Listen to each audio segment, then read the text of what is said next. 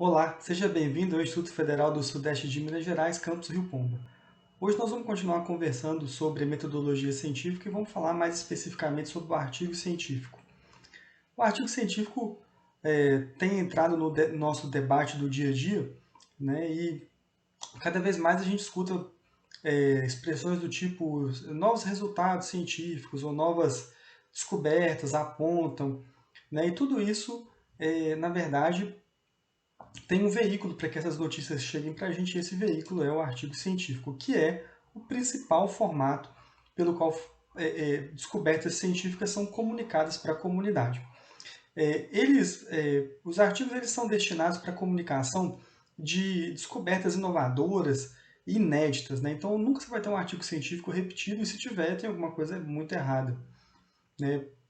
Os artigos científicos normalmente eles têm uma estrutura muito clara, concisa e objetiva, e tem no seu processo de editoração etapas que garantem que esse artigo apresente informações de maneira muito séria e responsável, né, com muito respaldo técnico, né, por meio da avaliação por pessoas competentes na área, que fazem uma avaliação cega e independente, validando os procedimentos e descobertas que foram utilizados ali. Então, por isso que a gente tem no artigo científico uma importante fonte de informação a respeito do avanço da ciência nas diferentes áreas do conhecimento. É claro que a gente tem artigos em revistas boas e artigos em revistas menos confiáveis, mas sobre a confiabilidade, sobre o impacto dessas revistas, né, e a seriedade das revistas, a gente vai ter uma conversa mais para frente. Nosso objetivo hoje é dissecar o artigo, é ver de fato a estrutura do artigo e, né, deixar algumas dicas para você que vai ler ou que vai escrever um artigo, a fim de que você saiba o que você vai encontrar e que você entenda, né, com alguma profundidade aquilo que está dentro, né, de um artigo dessa forma. Então o artigo ele começa, eles apresentam uma forma mais ou menos homogênea, o que facilita o entendimento e o que agiliza a escrita, né? Então a gente tem, né, pelas próprias normas da ABNT, a separação dos elementos textuais, pré-textuais, na verdade, como títulos, os autores, o resumo, as palavras-chave e a data de publicação. Nós temos os elementos textuais, como, né, a introdução, material e métodos, resultados de discussão e conclusões. E os elementos pós-textuais, né, como as referências bibliográficas, o agradecimento e o material suplementar. Todo esse material ele faz parte do artigo, quase todo artigo vai ter esses elementos para você poder avaliar. Então, o primeiro elemento que a gente pode ter em mente é o título, né? O título ele é a primeira informação sobre um artigo. Ele normalmente é a primeira coisa que a pessoa vai olhar para decidir se vai ler ou não o artigo.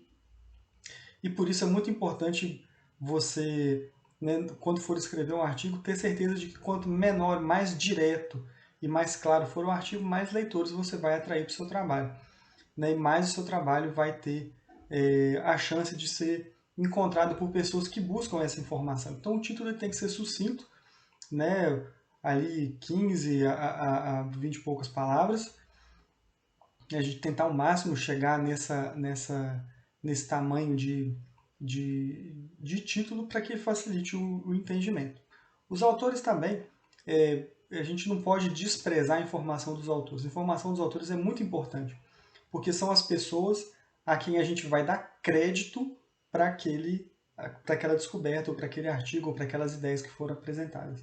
Então o autor ali ele é muito importante porque ele é que leva o crédito por aquela informação, ou por ter colocado aquela informação, né, para a comunidade. Ao mesmo tempo, a autoria significa responsabilidade, porque se houver algum aspecto ético, algum questionamento, são esses autores que são os responsáveis por essas questões. Então, conhecer os autores é muito importante também, porque a gente passa a conhecer quem são as pessoas que trabalham nas áreas que nos interessam. Então, muitas vezes os autores, a gente passa a descobrir quem são os autores que estão frequentemente relacionados a uma área que nos interessa, e isso vai nos mostrar que eles são autoridades naquela área, e com isso são pessoas, né, em que a gente pode pensar em fazer algum tipo de parceria, algum tipo de colaboração a fim de melhorar os nossos próprios trabalhos. Então o título e os autores têm um papel bastante importante, eles vão estar presentes no artigo. A gente tem também o resumo, as palavras-chave e a data de publicação, que são informações também bastante interessantes. O resumo é a segunda chance.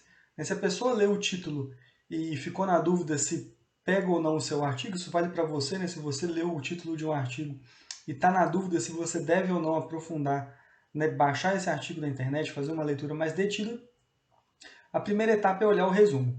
O resumo ele vai falar com um pouco mais de informação, tudo que tem no artigo, quais foram as metodologias utilizadas, quais foram as conclusões, quais foram os tratamentos. É a segunda chance. Se você ler um bom resumo, ele pode garantir que o autor, que o leitor vai querer pegar o seu artigo e ler, né? Um resumo mal escrito vai mostrar que talvez não tenha grande coisa ali, que talvez não valha a pena aprofundar na leitura daquele trabalho. Então é um texto bem curto, normalmente é um parágrafo único. A gente tem revista que restringe isso a 250 palavras, então assim, é muito curto mesmo. E você vai tentar contar a sua história toda ali nesse trabalho. Um exemplo, né, a gente pode pegar como exemplo de artigo, ou de resumo de artigo, essa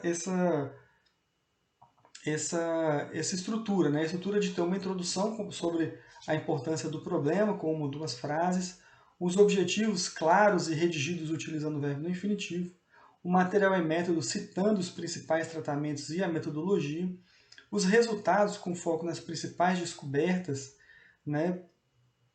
E uma breve discussão desses resultados, se for o caso, se for possível, né? E as conclusões, a conclusão e a perspectiva que vão indicar qual foi o avanço do seu trabalho e aquilo que ele abre de porta para frente. Então, o resumo ele é bem curto, né? Essa sugestão de número de frases, ela pode ser amplamente modificada e o local onde a gente tem que gastar mais tempo no resumo é nos resultados sempre, né? Porque o resultado aqui mostra aquilo que você teve, né? Então, o resumo ele tem essa característica. Um outro item muito importante são as palavras-chave. As palavras-chave também do artigo, elas têm a função de direcionar as pessoas que estão interessadas no tema para o artigo. Então, normalmente, né, como palavras de indexação, né, nos mecanismos de busca, a gente tem as palavras que estão no título, que são palavras muito importantes, que são palavras que expressam efetivamente aquilo que está disponível no trabalho, né? E as palavras-chave. Normalmente a gente evita colocar nas palavras-chave as mesmas palavras que estão no título, porque a sua ideia aqui é ampliar as possibilidades de busca. Então, para ampliar as possibilidades de busca, você escolhe palavras-chave que não estão de acordo com, que não são exatamente as que estão no título, né? E a data de aceite, ela serve para você avaliar como é que é o processo de tramitação de artigo em determinadas revistas, para você já ter uma ideia do que você pode esperar. Se é uma revista que demora anos para te responder, ou se é uma revista que demora meses, né? Então, a data de aceite ela vai te mostrar, na verdade, o processo de tramitação, quando ele foi submetido, quando ele foi aceito, e a partir daí você já tem ideia de como essa revista funciona, né? Então, é uma informação importante para quem tem interesse de publicar os trabalhos e avaliar se aquela revista ela é uma revista que tem um processo de avaliação mais comprido ou mais abreviado. Bom, falamos aqui dos elementos pré-textuais, vamos falar dos elementos textuais, começando, obviamente, pela introdução. A introdução é um extrato resumido da revisão de literatura. Ela apresenta o contexto da pesquisa, os seus fundamentos teóricos, né? Ou seja, vai dizer por que você fez essa pesquisa e quais foram os resultados preliminares, as informações preliminares que te indicaram a importância de fazer esse estudo. É quase uma regra que a introdução termine com o objetivo do trabalho. Então a introdução ela nunca traz coisas novas. Não é um tópico no qual você tira a citação. A introdução ela não traz informações novas, ela apenas mostra o contexto no qual você está fazendo a sua pesquisa e as bases que fundamentam esse estudo. E a introdução termina, né, você pode procurar vários artigos, ela vai terminar com os objetivos do trabalho que vem normalmente enunciados com palavras do tipo, o objetivo desse trabalho foi, esse trabalho teve como objetivo, e uma frase curta no infinitivo, indicando aquilo que o trabalho vai procurar. Então, a introdução ela tem essa característica e esses elementos disponíveis, né? É também um elemento curto do texto, ele vai ocupar pouco espaço no artigo, ele vai servir apenas para contextualizar e para iniciar a discussão do trabalho. O próximo tópico é o tópico material e métodos. O material e métodos ele vem explicando de maneira simplificada aquilo que você fez. Só que no material e métodos a gente tem que ter o cuidado de explicar com muita concisão e simplicidade aquilo que a gente fez, mas dando todas as informações necessárias para que os pesquisadores da área possam repetir o experimento. Então esse que é o nosso parâmetro para o material e métodos. É dar todas as informações para que uma pessoa que saiba da área consiga repetir exatamente o que você fez. Então, com isso a gente consegue rapidamente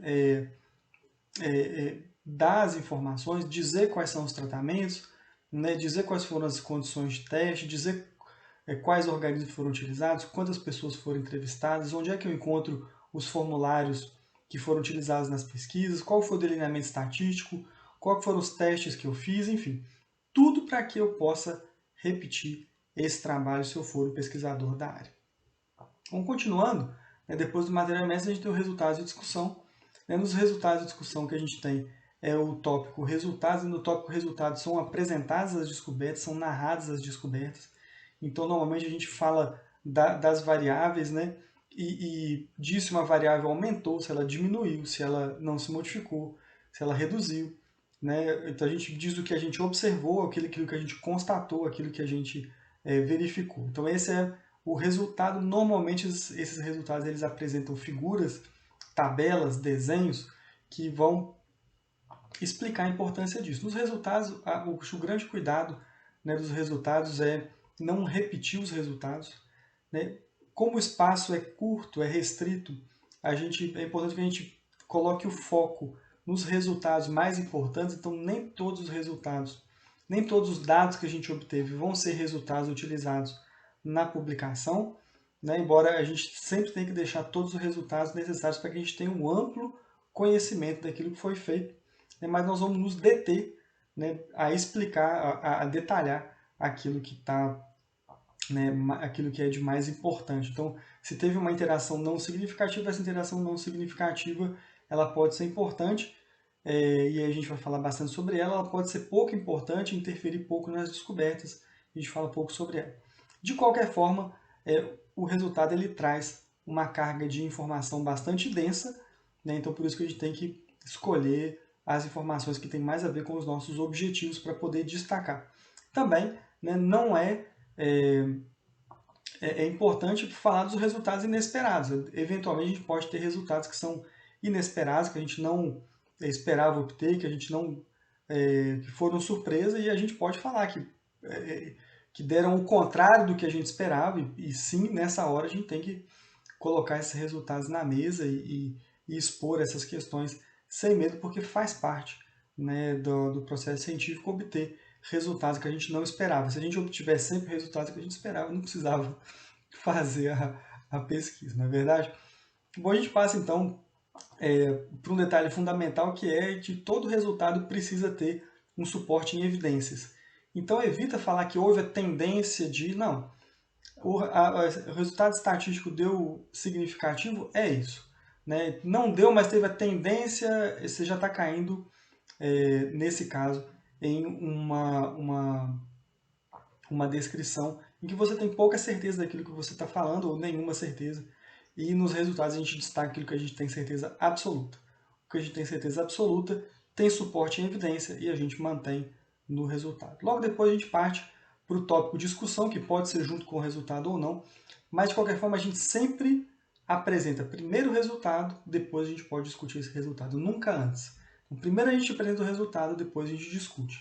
E a discussão nada mais é do que, né, a comparação, o posicionamento, a contextualização ou a explicação de um resultado para dizer o que ele significa, ele está de acordo com outros estudos, está diferente de outros estudos, o que isso significa para você e, né, o que isso traz a mais a partir da perspectiva do resultado do seu trabalho. Então a discussão é um tópico importante, certamente é um dos tópicos mais difíceis de escrever, mas também é um tópico que você, quando tem domínio da área, quando está bem preparado, consegue desenvolver muitas ideias e obter muitas informações e deixar para os autores muitas informações interessantes. Então, por fim, a gente chega no último elemento textual, que é a conclusão. Né? Nas conclusões, a gente descreve o avanço do conhecimento trazido pelo trabalho. Ele deve estar alinhado com os objetivos e ter suporte no resultado, isso é fundamental. Às vezes a pessoa ela mostra os objetivos por um lado, fala, monta os experimentos por um lado, mas na hora da conclusão conclui alguma coisa que não tem nada a ver com aquilo que foi proposto. Então, uma boa conclusão, ela responde ao objetivo. Então, ela tem que estar alinhada, quando a gente fala estar alinhada, é isso. Uma boa conclusão, ela responde ao objetivo. O objetivo era avaliar uma metodologia de controle biológico e a conclusão é o controle biológico utilizando essa metodologia foi efetivo. É tão simples quanto isso. Não se trata de uma repetição dos resultados, um foi maior do que o outro, um foi diferente do outro, não. É trazer de fato qual foi o avanço no conhecimento, como é que você traduz isso, né, esse resultado e qual que é o significado desse novo resultado. Ele pode trazer também essas conclusões, ela pode também trazer também as perspectivas, né, como possibilidades que se abrem a partir desse resultado e também estudos futuros que vão ser interessantes de se fazer. Então as conclusões elas têm esse papel. Então a gente fechou aqui a parte textual, vamos para a parte pós-textual. A primeira parte pós-textual interessante são as referências bibliográficas. Todo o trabalho que foi citado, né, para contextualização, como método, para discussão, ele tem que estar referenciado. Né? E a referência ela tem que dar todas as informações para que o leitor consiga buscar esse trabalho também e ter acesso às informações que você teve para chegar às conclusões que você chegou. Então, ele é bastante interessante, né? É um tópico bastante interessante. Muitas revistas têm limitado as referências bibliográficas para no máximo 30 por artigo. Né? A gente sempre tem que buscar as referências bibliográficas mais novas possíveis para poder, né, buscar as informações mais atualizadas, sem estar mudando o tempo todo. Mas também não deixar de citar os trabalhos que são chamados de trabalhos seminais, os trabalhos que de fato dão origem a campos do conhecimento, a técnicas, a ideias. Né? Então é importante dar crédito para a pessoa que teve uma ideia, é importante dar crédito para a pessoa que desenvolveu um método, é importante dar crédito para a pessoa que desenvolveu um raciocínio, né? E que publicou e que comprovou essa teoria. Que isso não só é ético, né? Então, quando você escreve alguma coisa e não cita, assume-se que essa informação foi você que escreveu. E isso pode, sem querer, você pode cometer um desvio ético aí. Por quê? Porque você está trazendo você está indicando que esse material foi escrito por você, quando na verdade você pegou ele escrito de outros lugares. Né? Então, dar crédito às pessoas, dar crédito aos autores é fundamental, faz parte desse processo e é tanto ético quanto legalmente recomendável. Né? Não citar o autor. Né? Escrever alguma coisa que você pegou de outra pessoa, uma ideia, um resultado, ou literalmente copiar alguma coisa e não dar crédito à pessoa, ele é um problema ético e legal, porque ele infringe a lei dos direitos autorais. Então a gente tem que ter todo cuidado com isso quando a gente for escrever um artigo, evitar a todo custo cópia e, ao mesmo tempo, a cada vez que a gente utilizar uma ideia, um resultado, uma informação de outra pessoa, é citar quem é essa pessoa para que essa informação não passe a ser compreendida como uma informação nossa, isso trazer posteriormente problemas de retratação ou problemas até mais graves, a depender do caso. Então, essa é a importância fundamental das referências bibliográficas. Além disso, para a pessoa que lê, para você que lê um artigo, a referência bibliográfica é um caminho de aprofundamento muito grande, porque você passa a ver outros artigos daquele mesmo tema, outros autores daquele mesmo tema, e com isso você expande as suas possibilidades de pesquisa e as suas possibilidades de encontrar material que te dão suporte para as ideias que você quer construir. Então as referências bibliográficas são muito interessantes e muito importantes. A gente parte também para as etapas finais, né, que é o agradecimento e o material suplementar. Os agradecimentos, você pode atribuir o agradecimento a uma pessoa que contribuiu para o trabalho, mas que não é responsável, né, pelo trabalho que foi feito, uma pessoa que doou um material biológico, uma pessoa que ajudou em determinada etapa, mas que não se envolveu profundamente no trabalho, uma pessoa que ajudou numa determinada etapa, fez uma parte mais mecânica, ou né, que atuou em outros aspectos muito pontuais e que não tem responsabilidade naquele trabalho. A gente agradece essa pessoa nos agradecimentos. Os agradecimentos também são muito utilizados para agradecer aos financiadores de pesquisa. Então, normalmente, os órgãos financiadores eles são citados, né, nos agradecimentos, né, como forma de também dar crédito às entidades que financiam a pesquisa, né? Então, o agradecimento também é opcional muitas vezes, mas é de bom tom agradecer as pessoas que ajudaram, né? A gente parte para o material suplementar. Hoje em dia a gente está chamando cada vez mais de material suplementar. Os artigos eles têm, por vezes, 10 a 12 páginas, mais uma grande quantidade de material que você pode consultar, que foi utilizado para a construção dos trabalhos. Então, muitas vezes o gráfico, ele está lá o gráfico, mas os dados brutos do gráfico, os microdados, eles estão disponibilizados como material suplementar. Às vezes é um trabalho que teve entrevistas, você vê o resultado das entrevistas, mas o questionário em si você encontra como material suplementar. Então a gente tem ali apêndices, anexos e informações que ajudam você a entender melhor como o trabalho foi feito, que o material suplementar, por vezes, é um material muito rico, algum detalhamento de metodologia, coisas desse tipo que vão estar disponibilizadas lá no material suplementar. Então essa que é a estrutura, vamos dizer assim, a anatomia de um artigo científico, né? Então a gente já sabe agora o que esperar de um artigo científico, o que a gente busca no artigo, né? Dependendo do que você busca, você já sabe onde é que está localizado. Sabendo o que você vai encontrar, fica mais fácil de fazer a leitura e de saber o que você extrai de cada um dos itens, né, desse trabalho. E também te ajuda a escrever melhor, a buscar estratégias de fazer uma escrita que tenha lógica dentro do conceito, né, daquilo que é de fato um artigo científico. Vamos falar um pouco agora de alguns temas que são paralelos ao artigo científico, mas que complementam esse assunto.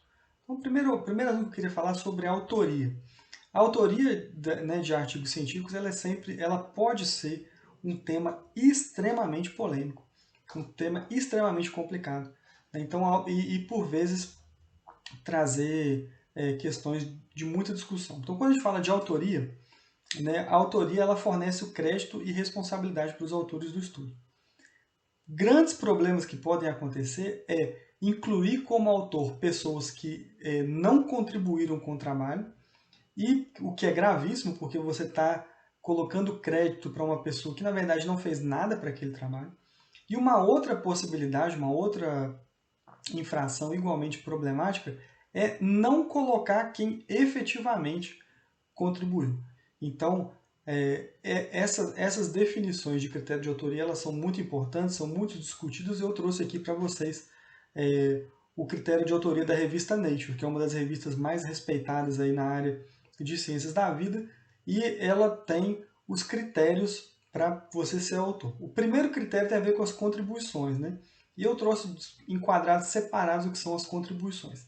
Que tipo de contribuição te faz um autor de trabalho? Então, quando a gente fala de contribuição, as contribuições elas podem vir na concepção e na construção da ideia e do delineamento do estudo. A pessoa que faz isso, ela tem responsabilidade naquele trabalho. A pessoa pode atuar no desenho experimental, né? E nesse desenho experimental ele tem uma atuação muito importante, definir como vai ser o desenho, né? E definindo o desenho a gente vai saber como que faz depois a análise desse material. Ele pode contribuir também na aquisição, análise e interpretação dos dados, né? Então a pessoa que atua nessas questões, ele também é responsável pelo trabalho, né? É claro que contribuições pontuais, contribuições menores, não necessitam ou não justificam a autoria, mas a pessoa que trabalhou para obter os trabalhos, para analisar ou para interpretar os resultados, ela tem sim, né, uma contribuição digna ou compatível com a da autoria. Depois a gente segue para a criação de ferramentas utilizadas no trabalho, como o desenvolvimento de software específico para avaliação, ou construção de máquinas que vão ajudar na avaliação dos resultados. Isso também pode ser considerado uma contribuição substancial e uma contribuição que justifique a autoria. A autoria também está na escrita e estruturação do trabalho, ou na revisão crítica, que faz com que, que essa revisão crítica ela modifique o trabalho de tal maneira que dá a ele uma outra cara e torna ele, e dá a real perspectiva que o trabalho merece. Então todas essas contribuições elas são passíveis, né, de justificar a autoria e a responsabilidade de um trabalho. Né? Então, para ser autor, né, além de você ter essa contribuição significativa, a gente tem dois itens que são muito interessantes e importantes que a gente tem que ter em mente, que é ter aprovado a submissão.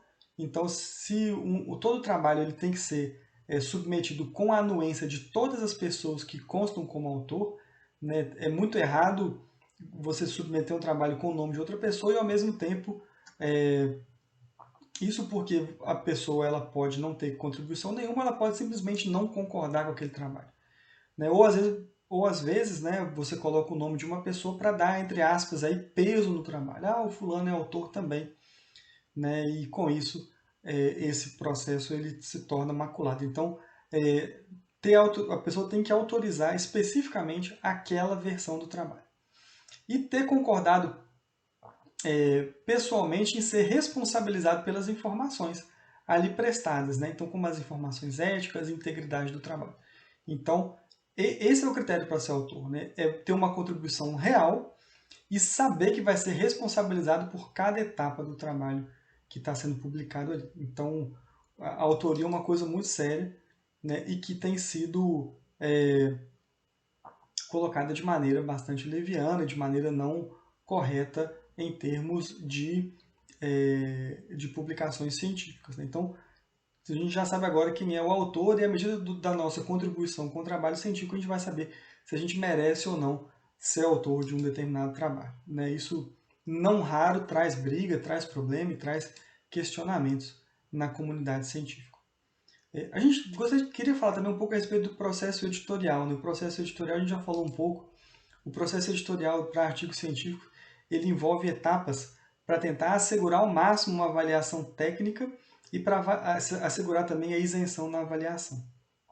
Não é um processo fácil publicar um artigo, né? Ele é um processo que envolve muitas barreiras, né? Tanto que a gente vê vários memes dessa natureza aqui, né? Que mostra a dificuldade de você publicar, você ter um artigo aceito. Né? O pesquisador ele parte com o seu manuscrito e ele vai tomar pancada de todos os lados, o que é muito positivo porque esse trabalho vai ser questionado em todos os seus aspectos e, né, respondendo aos especialistas de diferentes áreas a respeito desses aspectos, a gente tem uma ciência séria sendo construída.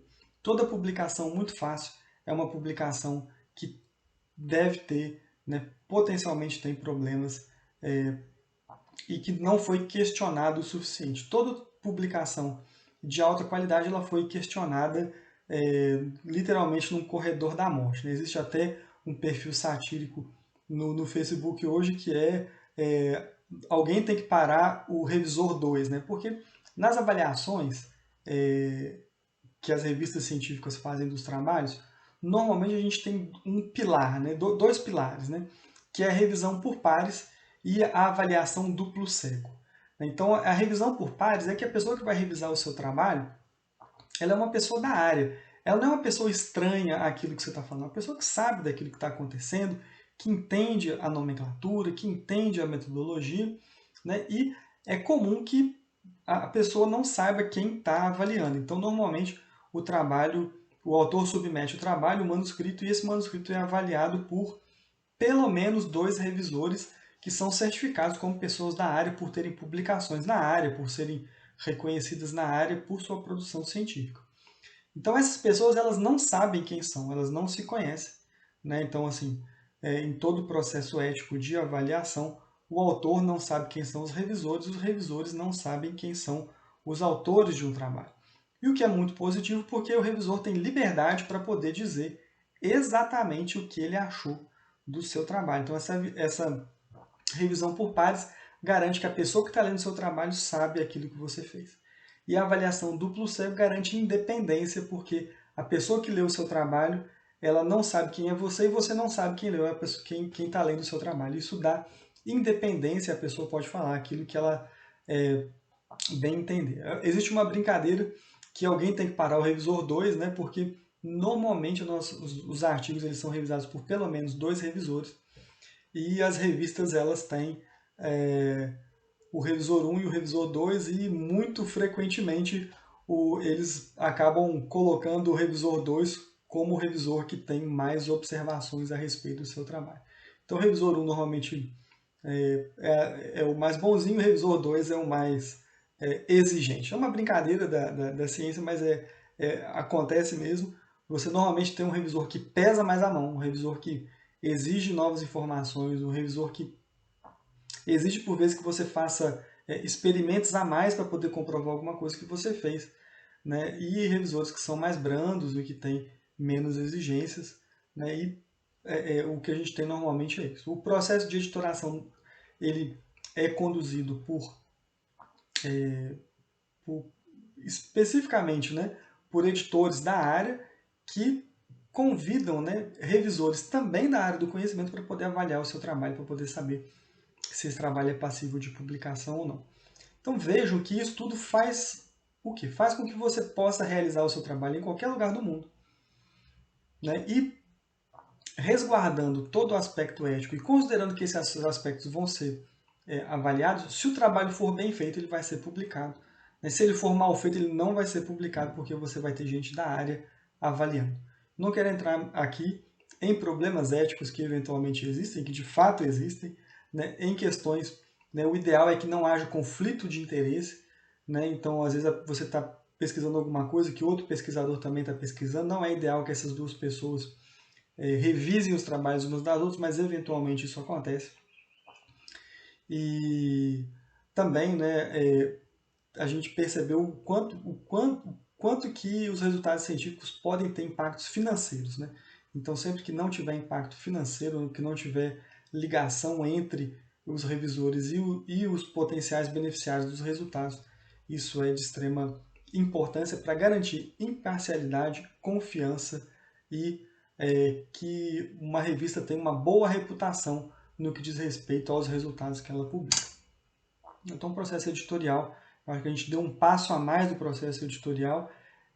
Toda revista científica coloca claramente para os autores como que ela quer receber esses trabalhos, qual que é o escopo da revista, que tipo de publicação ou que tipo de pesquisa ela decide publicar e qual que interessa para ela. Então, falado aqui sobre o artigo, sobre a autoria, sobre o processo editorial, né, você pode estar com um artigo para escrever. Né? Então, um artigo para você escrever, você raramente realiza uma atividade científica sem ter já alguma coisa escrita do artigo. Então, o artigo ele vai estar, basicamente, grande parte dele escrita, porque você já vai ter escrito o projeto, né? E o projeto ele inclui revisão de literatura e material e métodos. A diferença é que o material e métodos do projeto está escrito no futuro e o material e métodos do artigo está escrito no passado, porque você já realizou todas aquelas atividades. Então, assim, grande parte do artigo já vai estar pronto quando você começar. Quer dizer, grande parte não, né? Você vai estar aí com a introdução, né? Você já tem subsídio para escrever a introdução, para dizer de onde veio o projeto, qual é o objetivo. O material e métodos você também já vai ter possibilidade de escrever, né? E aí você parte para a escrita dos resultados, né? A escrita dos resultados, ela é uma escrita que eu particularmente gosto de começar, né, com o sumário dos resultados, que é construir as figuras que eu vou utilizar e que vão me dar a ideia daquilo que eu vou escrever. Então eu começo com as figuras, descrevo as figuras, sempre quando a gente escreve o resultado, a gente não repete o que está na figura, mas a gente indica aquilo que a figura está querendo dizer. A gente sempre vai direcionar para a figura o entendimento, sem repetir aquilo que estava escrito. E logo depois que a gente falou do resultado, a gente faz a discussão dos resultados com base nas informações que a gente tinha, né, no projeto, na revisão de literatura e também com novos trabalhos que a gente encontrou. Né, e aí a gente já tem o trabalho, né, com o objetivo e os resultados, a gente consegue escrever a conclusão. Né? Com isso tudo pronto, a gente vai para a última etapa, que é escrever o resumo e ajustar o título àquilo que a gente observou. Então o artigo, a gente sempre deixa o título por último, né, e o resumo assim que a gente terminar a escrita, a gente escreve o resumo, coloca o título, né, escolhe as palavras-chave a partir daquilo que a gente escolheu. Então a gente já tem alguma coisa que está pré-pronta, né, que é a introdução e o material e métodos. O resultado a gente escreve a partir né, da avaliação dos dados e a partir disso a gente faz a discussão também. Né? A conclusão, depois a gente volta para o resumo, volta para o título. É um caminho que eu gosto de usar, cada um tem uma forma de escrever, mas raramente você começa do resumo e vai para a conclusão, né? Porque o resumo ele envolve todas as etapas do projeto. Não raro também a gente faz alguns ajustes na introdução, a depender daquilo que a gente encontrou, né? E né, não deixa de colocar as revisões, as referências bibliográficas. Seguindo aí na nossa leitura, né, a gente falou um pouco sobre escrita, e se eu for ler um artigo, o que eu olho primeiro? Eu, particularmente, gosto de olhar o título, se me interessou, eu leio o resumo, né? Se me interessou mais o resumo, eu vou para as figuras do resultado e vou entender o que ele encontrou de fato, né, para depois fazer uma leitura completa desse trabalho. Então, o meu caminho para a leitura, ele não é do início ao fim. Eu inicialmente leio. E muitas pessoas usam essa técnica, porque você consegue entender o que o trabalho está trazendo de novo, antes de você investir o seu tempo lendo tudo. Então, você vai no título, né, te interessa, resumo, o resumo te interessa, eu vou lá nos resultados para entender o que a pessoa fez, como é que ela trabalhou, né? Se eu tiver alguma dúvida para entender as figuras do resultado ou para entender os resultados, eu vou no material e métodos.